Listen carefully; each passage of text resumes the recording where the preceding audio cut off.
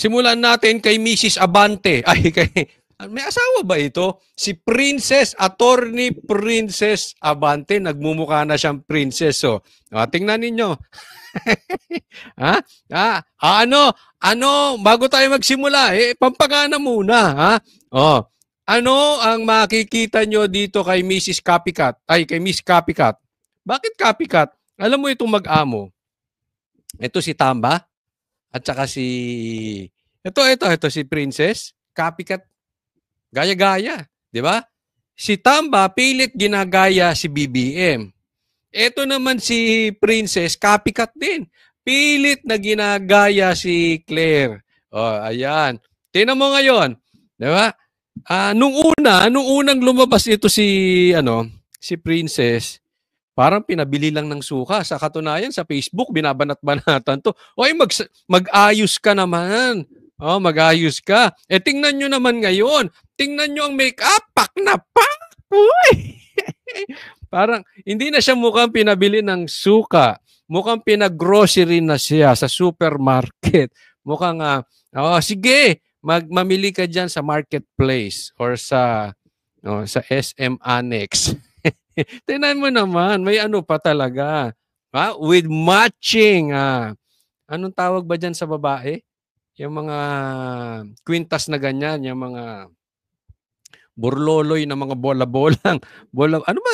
Perlas. Mga perlas ba yan? Alam nyo, hindi na ako magugulat kung sa susunod, naka-artista ba na rin to. Meron dati kasi teacher lang. Siguro wala pang isang taon, naka-artista ban na agad. Tapos, naka-signature. Mga mamahaling bag. 100,000, meron pa nga sinasabi, milyon-milyon. Ako, ewan ko sa inyo, alam nyo naman ito. Tagapagsalita ni Tamba. Di ba? Baka naman maambunan. Ano tawag dito nyo yung yung nagpapaturok sa pisngi, ano ba tawag nun? Kasi hindi ako sanay sa mga ganyan-ganyan. Baka sa susunod, yan na. Pero tingnan nyo naman ang mata at saka, pak na pak. Hindi mo iniinsulto to, ha? Pero at least, di ba? If lalabas ka sa camera, medyo umakto ka. Hindi yung, meron kasi mga ganyan di ba? Ako ayoko rin yung mga vloggers, parang lalabas ka sa TV, lalabas ka sa camera, para kang makikipag-inuman. At least ito, natututo na. Gayahin mo pa si Claire. Pati yung tono niya, ako'y nalulungkot. Yung may mga pag-ganong-ganong ka. Tas paulit-ulitin mo rin yung banggitin yung taong bayan, tapos ako'y nalulungkot sa mga nangyayari ngayon dahil ang taong bayan ay ang taong bayan at ang taong bayan. Yan, gayahin mo ng gayahin si Claire. Para talagang asong ulul na talaga yung datingan. Parang kayong mga aso talaga ng mga mayayaman dyan sa palasyo at ng mga politiko. Yan. At least, di ba? Yung kung kayo'y asong di kalidad. Diba? Hindi yung para kayong askal. Tingnan mo si Torre. Diba? Pero ewan ko, si Torre kung pag inayusan ba yun, malalayo yung kanyang itsura kay Diwata o talagang kahit anong ayos gawin mo kay Torre, aayos. Pero improving. Okay? Sabi naman, sa Banateros, pag tama, palakpakan. Tama yan. Nagdadamit ka na ng maayos at nagme-makeup ka na at hindi ka parang si Franz Castro na haharap sa TV parang pinabili lang ng suka. Sige, diretso na po tayo sa balita. Don't you find it suspicious that the ombudsman will identify the house as a complainant? Bakit nga, 'di ba? Pero again, ang sasagutin ko lang sa inyo yung factual na meron ako. Ang mga tanong na yan, tatanungin ko din. Bastos! Eto, ulit. Spokesperson tinatanong, yung ihahain sa ombudsman, ang complainant, bakit tinuturo ang house? Bakit ang nagrereklamo ang tinuturo ay ang mga congressman? O etong bahay ni Tambaluslos? Ang sagot nyo sa tanong ay tanong din. Bakit nga ba? Antindi. Ito ang spokesperson. Matanong ko na rin kayo. Ilagay nyo na rin sa comment section. Type nyo yung makeup, type nyo. Ayos ba? Gumanda naman. Sige, diretso sa balita. Tatanungin ko din. Hindi ang House of Representatives ang naghain ng mga reklamo laban kay Vice President Sara Duterte. Anong balita? Hindi ang House o hindi ang House of Tamba ang naghain ng reklamo, ng complaint laban kay VP Sara sa Ombudsman. Okay? Huwag niyo kakalimutan, that is very important. Sa Office of the Ombudsman, kaugnay ng umano'y maling paggamit sa confidential funds ng kanyang tanggapan at Department of Education nang ito pa ang kalihim nito. Binigyan din ito ni Attorney Princess Abante, tagapagsalita ng House of Representatives. Ito ay matapos lumabas ang direktiba ng Ombudsman sa Office of the Vice President at mga isinasangkot na kawani ni VP Sara at DepEd kung saan pinaghahain ang mga ito ng counter affidavit at iba pang supporting documents kaugnay ng mga aligasyon laban sa kanila. Sa direktiba, ang House of Representatives Committee on Good... Ako sa tingin ko, sa tingin ko lang, hindi bobo ang Ombudsman.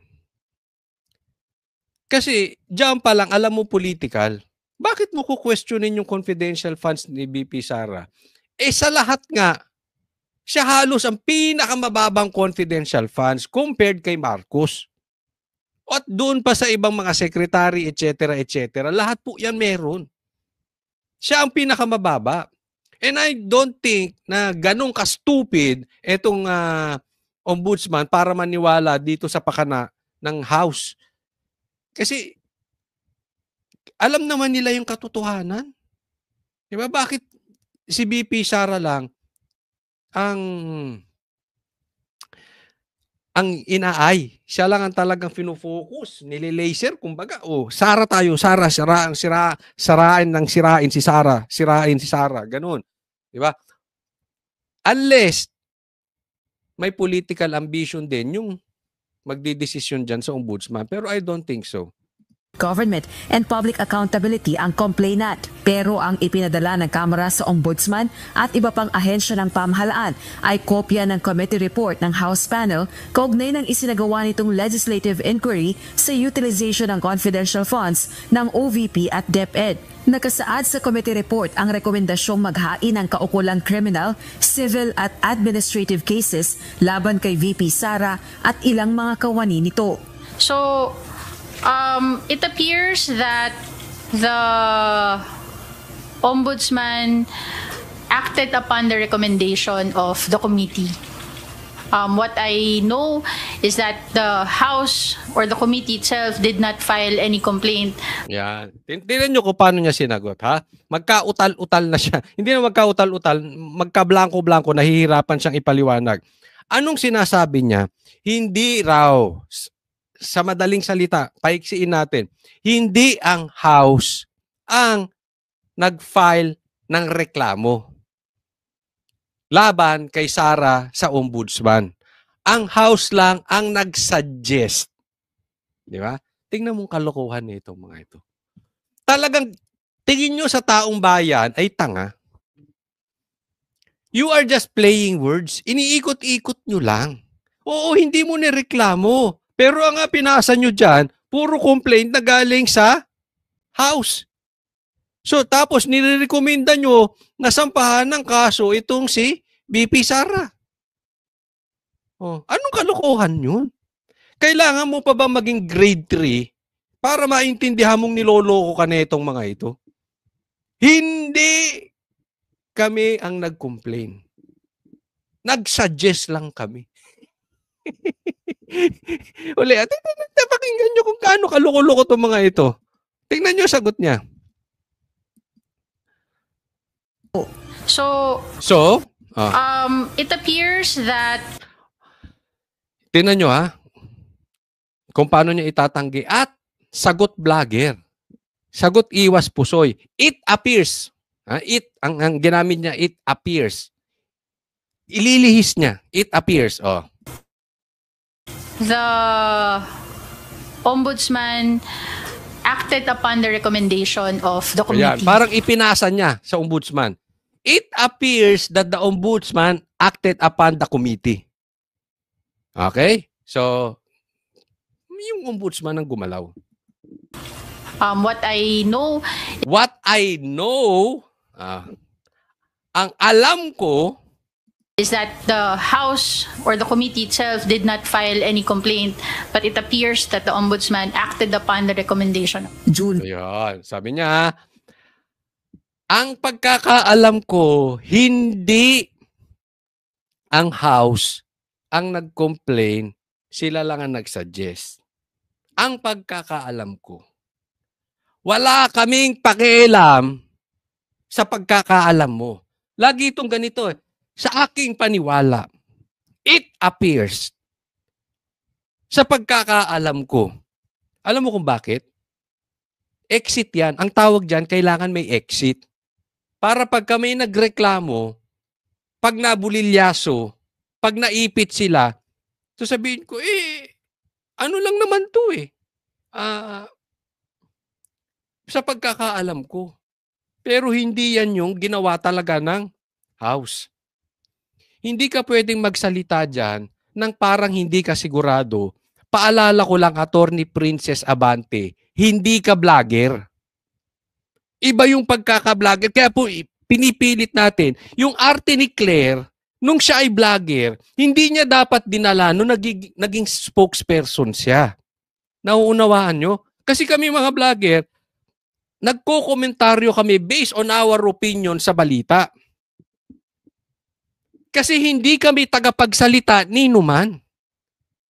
Yung sinasabi ko dito ay hindi salita ni Duterte. Yung sinasabi ko dito ay hindi salita ni Pastor. Yung sinasabi ko dito ay hindi salita ng SMNI. Salita ko yun. But you are different. Tagapagsalita ka ng House. Tapos hindi ka straight to the point. What I know, ang paniwala ko, may mga ganyan-ganyan ka pa. Wala kaming pakialam sa paniwala ninyo. Wala kaming pakialam sa alam nyo. Spokesperson ka ng House, gusto namin marinig kung ano ang stand ng House. Ano ang plano ni Tamba? Wala akong pakialam sa'yo, wala kaming pakialam kay Claire. Kung hindi lang kayo magsasalita sa bibig ng inyong mga amo, wag na kayong magsalita dahil walang pakialam ang taong bayan sa inyo. Naiintindihan? Ang problema sa inyo, iiwas pusoy kayo eh. May pagganyan-ganyan din si Claire eh. Hindi, sa akin lang, wala kaming pakialam sa inyo. Huwag niyong iiwas pusoy sa amin yung presidente. Huwag niyong iiwas pusoy sa amin yung Speaker of the House. Sa katunayan, Speaker of the House, may spokesperson siya, dalawa pa. Huwag kayong nagtatago sa palda ng mga babae. Nakakahiya kayo. Di ba? Huwag ka nang magpa-press con. Kung ang maririnig namin is yung opinion mo. Kung gusto mo ng opinion, mag-vlog ka. Lumayas kayo dyan. It appears that the Ombudsman acted upon the recommendation. June 10, pinagtibay ng plenaryo ng Kamara ang committee report, samantalang June 16 ito natanggap ng Ombudsman. June 19, naglabas na ng direktiba ang Ombudsman para sa Office of the Vice President at mga isinasangkot na kawani ng tanggapan at DepEd. Hindi Alam nyo, naman masagot ng abogada ang tanong kung ano ang implikasyon ng direktiba ng Ombudsman sa nakaambang impeachment trial ni VP Sara. alam nyo, ito, bago tayo pumunta rito kay Attorney Princess. Ang sagwa talaga ng pangalan. Pero kumukunti bumabagay na. But anyway, naitanong ko to, pwede ba yan? Natanong ko to sa abogado, no? Pwede naman daw kasi iba daw yung impeachment at iba naman daw yung kaso sa ombudsman. Yung sa impeachment, hindi ka lang makakapag-hold ng office, ito may mga penalties tong sa ombudsman. Posible naman daw. Ang sa akin lang, they are really desperate na matanggal si VP Sara. Ito, malinaw pa sa sikat ng araw. Kahit i-deny na ito ni Attorney Princess, si Tamba, tatakbo yan sa 2028. nagsimula pa yan. Una pa lang, doon pa lang sa lintik na PI yan, yung People's Initiative. Sinabihan na yan ni Tatay Digong na may plano yan. Kaya gusto niyang palitan ng konstitusyon dahil may plano yan maging Prime Minister. Dahil hindi niya kaya sa botohan talaga ang Duterte. Yan po ang sitwasyon ngayon. Ako'y may nakausap nga sa loob. Ito ay nasa, sabihin na lang nating lehitimong supporters ng Marcos Tambaluslos. Alam mo naman tayo, sabi ko sa inyo, friendly tayo. At reliable person kasi kilala niya yung mga from the inside. Sa katunayan, marami na nga daw nagagalit na congressman dito kay Tambaluslos, kaya lang nga naiipit yung pera, yung pondo. At sinasabi niya, totoo daw, according to him, totoo daw yung sinabi ni Chanco na talagang na-hostage lang itong mga wala silang magawa dahil kailangan nila ng, alam nyo na, pera din eh. Di ba? Wala naman silang magagawa dyan kailangan din silang may magawa sa kanilang mga distrito. So, parang na-hostage at talaga namang nangyayari yun. Ako, naniniwala ako doon. No? Pero, meron daw awayan. Ang Marcos at Tambaluslos, may hindi raw yung pagkakasunduan. Sinabi rin, I don't know if you will believe my source, no? Ako rin, minsan kini-question ko pa rin, pero ito ang kwento sa akin. Even si Lisa at si Tamba, may kiskisan. Tatandaan po natin, sa lahi ng mga ng may mga pangarap sa politika, ganyan po talaga ang kalakaran. Ambisyon po, kunwari sa harap, mabuti sa'yo. Basta may pakinabang ka, mabuti yan sa'yo. Tingnan nyo ginawa nila kay Sara. Tingnan nyo ginawa ni BBM kay Sara. Di ba trinaydor ni BBM si Sara? Pero nagpakita ng maganda yan, harap-harapan. Yung pala, di umano, etong si Lisa, ayaw naman talaga si Duterte, dati pang binabanatan ng patalikod. Ang bumabanat kay Duterte patalikod si Lisa, ha? Si Duterte hindi niya babanatang nakatalikod to si nakakadiri. Hindi niya mababanatan to kasi hindi traidor to si Tatay Digong. No, 'yun ang sabi, di umano. Kaya nakikinabang lang sila sa isa't isa. At meron silang common enemy, ang Duterte. Why? Because they have their own ambition. Pero deep inside, alam daw sa loob may kiskisa na tong dalawa. Nakukuha nyo? Ang tanong na lang dito, kailan to puputok? But for sure, ito'y puputok dahil hindi naman pwedeng dalawa silang uupo naas ulo. Kaya nga sinasabi ko sa inyo, even after the election, sinabi ko na ito agad-agad sa SMNI, nung sa programa namin sa SMNI, sinabi ko agad dito sa vlog ko, na ang maglalaban sa 2028 ay hindi Marcos, hindi Duterte Marcos. It's going to be Duterte and the Pinks. Yan na po talaga yan. Kaya nga tingnan nyo, uulitin ko doon sa mga hindi nakarinig nito. Pili tinutulak ng pink. Sino ba ang talagang gigil na gigil? Bukod sa mga NPA, bukod sa mga grupong komunista na grupo na talagang gigil na gigil sa impeachment, ang mga pinklawan. Kasi may panalo ang pinklawan dyan eh. Pag natuloy ang impeachment, magigirian ng dalawa. Marcos Duterte. That's for sure. Pag naipit ang Duterte, naipit si BP Sara, ilalabas niya ang baho ni Marcos. And I'm sure maraming hawak si BP Sara nabaho itong si Marcos. So, lulubog si Marcos. Kaya gusto ng pink yan. So, instead na Marcos at Duterte maglalaban sa 2028, ang maglalaban Marcos ay Duterte, pink. Possibly Duterte, Tamba, and Bam tandem. Posible yan. Coach, napaka-imposible naman yan. Wala namang may gusto kay Tamba. Tatandaan po natin. Ayaw nga ito si Tamba pero nakakuha ng pirma. Malakas po sumigaw ang pera. Malakas po sumigaw ang kapangyarihan. Malakas sumigaw ang ano. Tingnan nyo, bagsak na nga si Tamba at si Marcos at trust rating. Pero sinong nakakulong? Si Tatay Digong. So hindi po posible yan. Kung hindi man tumakbo yan si Tamba, may patatakbuhin yan na kaya niyang hawakan sa liig. But the player would be the dilaw. Makakapasok. Di ba nabura na sa balat ng lupa yung mga dilaw? Na inudoro na nga yan eh. Di ba?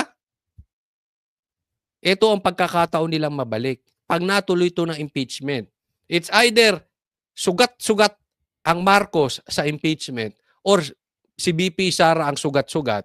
In any case, ang makalaban ng pink ay ang Marcos or ang Duterte, panalo sila. At least. Bakit? Kasama sila sa finals. Matalo man sila sa finals, kasama sila sa finals. Hindi katulad ngayon, irrelevant ang pink. Kaya nga ang Marcos nakikipagkuntsaba, kaya nga nakikuntsaba sa pula yan eh. Kaya nga nakapasok si Bam. At saka si Kiko. Bakit? Yung makinarya ng Marcos. Because this is a midterm election. Pero it shows na itong Marcos hindi kaya magpanalo. Hindi, mahina na talaga. Politically, mahina na. Lalong-lalo pagdating ng 2028. Pansinin nyo, at alam ko na o-observe nyo na ito, isa-isa na pong naglalayuan ang mga politiko. Dumidistansya na po kay Marcos. Napansin nyo, yung 18-5 na votes diyan sa Kamara, yan po yung malakas na sigaw for BP Sara. Even si Lito Lapid, nakakampi ni Marcos, nagboto kay BP Sara. Ganyan po, nagkaroon ng pakinabang si Lito Lapid. Unti-unti na pong didistansya yan kay Marcos because midterm election and presidential election are two different election. Ang midterm, nasa makinarya ng presidente. Pagdating sa presidential election, wala na po yan. Distansya na po yan. Lalong-lalo si Marcos, alam nilang mabaho sa ano. Mabaho na sa labas. No? Kaya nga naman may gitgitan doon. Kasi itong daw, ako hindi ako totally naniniwala dito sa ano. But ito, kwento from the inside. Hindi daw gusto yung itong kay ano, yung klase ng pagdiin kay BP Sara dito sa impeachment. Kasi naman, nadidiin din ng Marcos. No? Sabi, totoo ba yan eh? Magkakuntsaba, hindi. Talagang si Tamba raw ang gumagalaw dito. Ngayon, nasa sa inyo na. Okay? Kinikwento ko lang, ikwento ko sa akin. Pero kung titignan nyo, kung titingnan nyong mabuti, may katotohanan po. Nagtatagpi-tagpi po. Maybe not 100% accurate, pero nakikita nyo yung galaw. Si Tamba ayaw tumigil. Talagang patatalsikin si Sara. Hindi sila nakukontento sa impeachment. Hindi talaga pauulanan, kumbagat sa baril, kumbagat sa bala, pauulanan talaga ng bala si BP Sara.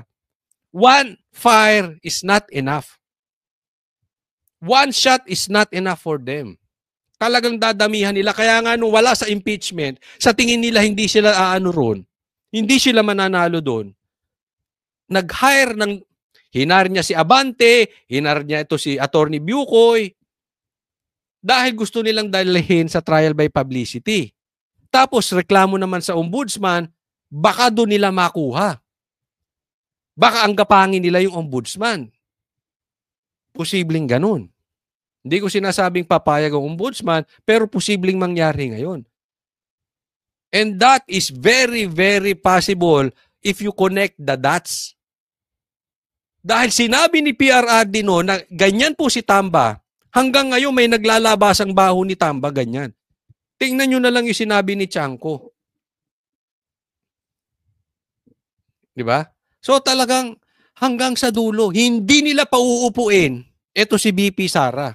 At pag tiningnan nyo, that is very possible.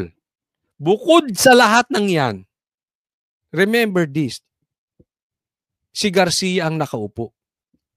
Anong sabi ni BP Sara? Panalo ang Duterte. And look what happened.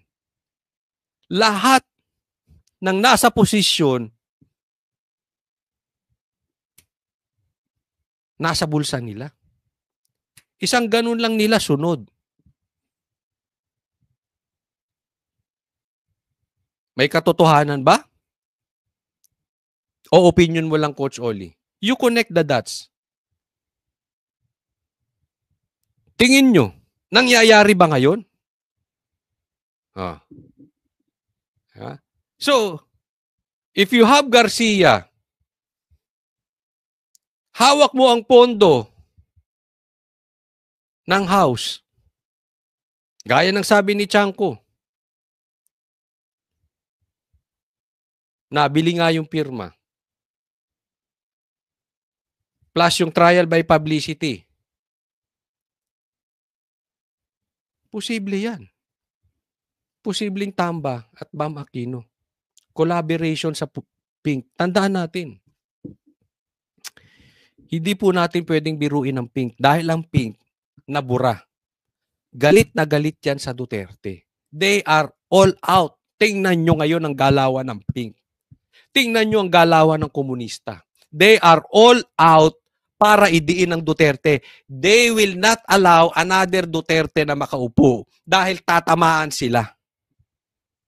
Unang tatamaan dyan mga komunista. May mga pondo yan. Tandaan nyo, ang drug lords galit sa Duterte. At ang daming pera niyan. Ang daming pera ng droga sa Pilipinas. So, hindi ko sinasabing mga drug lords tong sila Tamba. Hindi po. Ang ibig ko lang sabihin, maraming ayaw makaupo kay Duterte dahil si Duterte nanindigan. And they saw it sa anak. Galit sa droga, galit sa komunista, galit sa NPA. And who's the man to beat? For this 2028, the woman to beat is BP Sara. So, magkuntsabahan man silang lahat, including yung mga illegal lords dyan, or hindi, pag pinagsama-sama mo yung efforts na yan,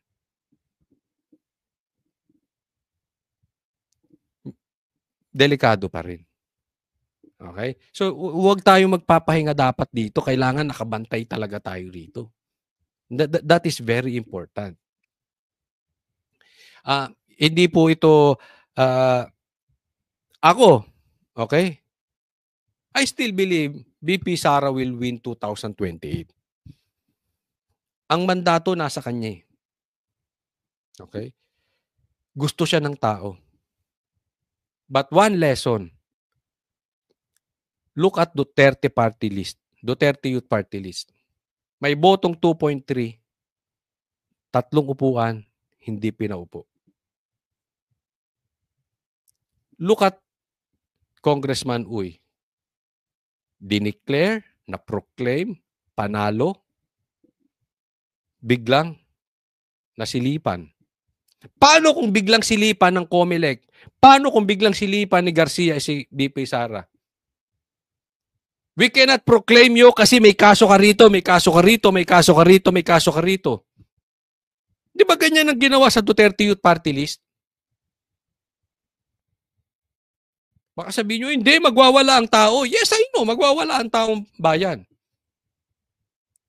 Ang sinasabi ko sa inyo, yung possibility. Yung mga small pieces are already in the position. Torre, Garcia, Remulla.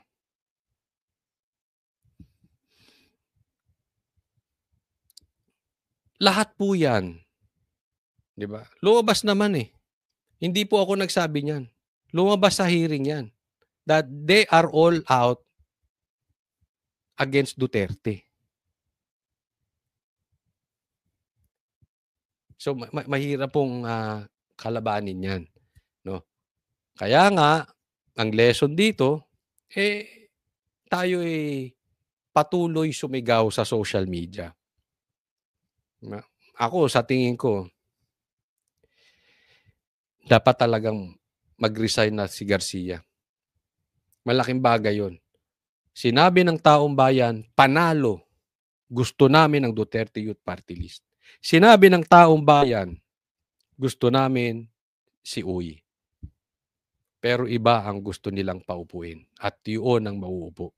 Wala pang kopya ng direktiba ng Ombudsman ang spokesperson ng House of Representatives. Pero ang paniniwala nito, Well, the Ombudsman should perform its duty. So, we will see what will happen sa ginagawa nilang investigation. sa tanong naman kung hindi ba ito maiko-konsiderang forum shopping o paghahain ng higit isang reklamo upang mapataas ang tsansa na maipanalo ang kaso, ang tugon nito, Unang-una, hindi ang House ang nag-file ng complaint.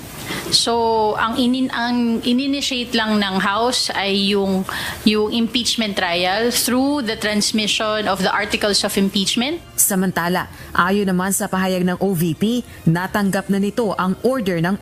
Naniniwala kayo dito? Naniniwala kayo sinabi nyo? Na hindi raw House ang nag-file ng complaint. Sila lang ang nag-request pero hindi sila ang naghain. Di ba? Ano kayo, si makagago? Ang lakas niyo makagago.